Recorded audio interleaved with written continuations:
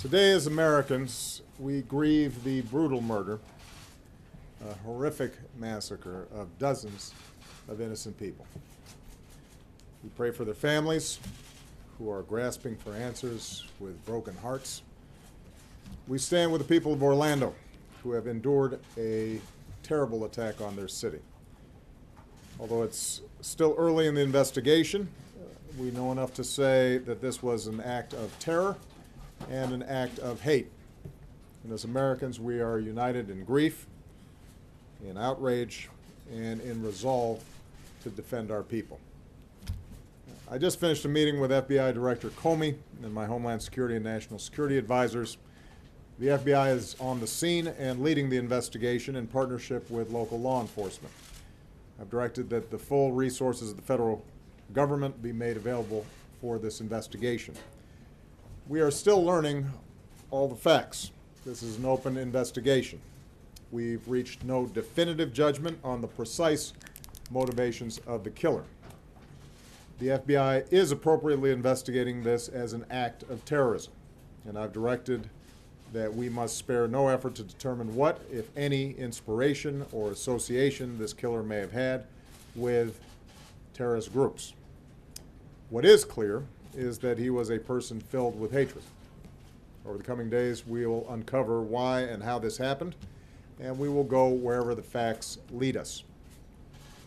This morning I spoke with my good friend Orlando Mayor Buddy Dyer, and I conveyed to him the deepest condolences of the American people. This could have been any one of our communities.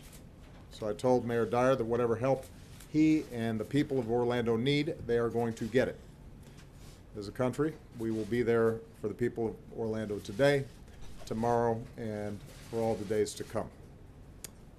We also express our profound gratitude to all the police and first responders who rushed to harm's way. Their courage and professionalism saved lives and kept the carnage from being even worse. It's the kind of sacrifice that our law enforcement professionals make every single day for all of us, and we can never thank them enough. This is an especially heartbreaking day for all of our friends, our fellow Americans who are lesbian, gay, bisexual, or transgender. The shooter targeted a nightclub where people came together to be with friends, to dance and to sing and to live. The place where they were attacked is more than a nightclub. It is a place of solidarity and empowerment where people have come together to raise awareness, to speak their minds, and to advocate for their civil rights. So this is a sobering reminder that attacks on any American, regardless of race, ethnicity, religion, or sexual orientation, is an attack on all of us and on the fundamental values of equality and dignity that define us as a country. And no act of hate or terror will ever change who we are or the values that make us Americans. Today marks the most deadly shooting in American history. The shooter was apparently armed with a handgun and a powerful assault rifle. This massacre is therefore a further reminder of how easy it is for someone to get their hands on a weapon that lets them shoot people in a school or in a house of worship or a movie theater or in a nightclub. And we have to decide if that's the kind of country we want to be. And to actively do nothing is a decision as well.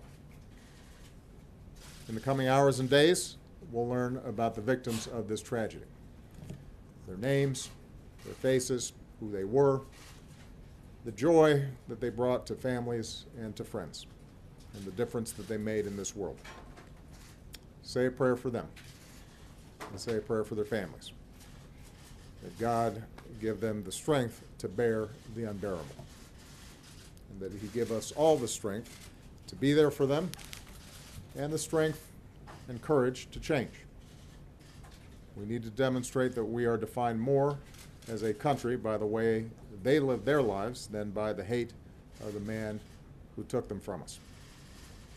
As we go together, we will draw inspiration from heroic and selfless acts. Friends who helped friends, took care of each other, and saved lives. In the face of hate, and violence, we will love one another. We will not give in to fear or turn against each other. Instead, we will stand united as Americans to protect our people and defend our nation and to take action against those who threaten us. May God bless the Americans we lost this morning. May He comfort their families. May God continue to watch over this country that we love. Thank you.